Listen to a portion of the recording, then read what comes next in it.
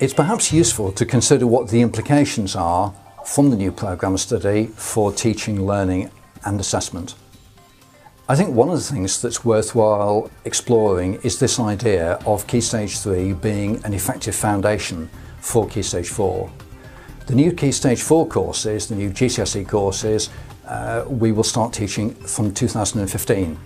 What that means, of course, is that Key Stage 3 really has to act as an effective basis, that the ideas, the concepts that pupils are going to be building on at GCSE, that we make sure that they have a good experience of those at Key Stage 3.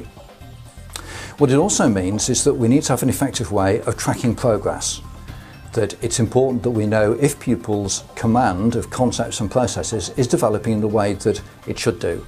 And one of the priorities for us with producing these new materials is to make sure that in a post-levels landscape there's an effective way of teachers being guided about whether pupils are making effective progress or not.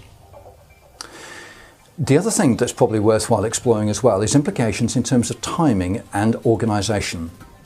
So for example, should Key Stage 3 be organised as an integrated subject, as science across the board, or should it be split up in terms of biology and chemistry and physics? The way that we're looking at doing this is by offering this in terms of topics that are rooted in separate sciences, but which can then be addressed in whichever way it is that a teacher finds suitable. So if you want to be developing the identity of the separate sciences, well, the resources will do that.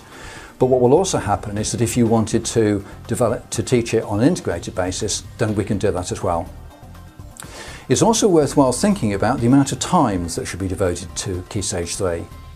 In the last few years, there's tended to be a move towards covering Key Stage 3 in rather less than 3 years. We need to think through now whether that's actually the best way forward.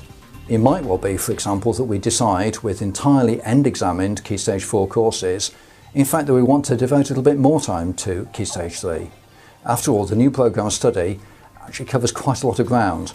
And in order to make sure that pupils really have got as much out of this as they can, then maybe it's appropriate for a little bit more time to be devoted to it.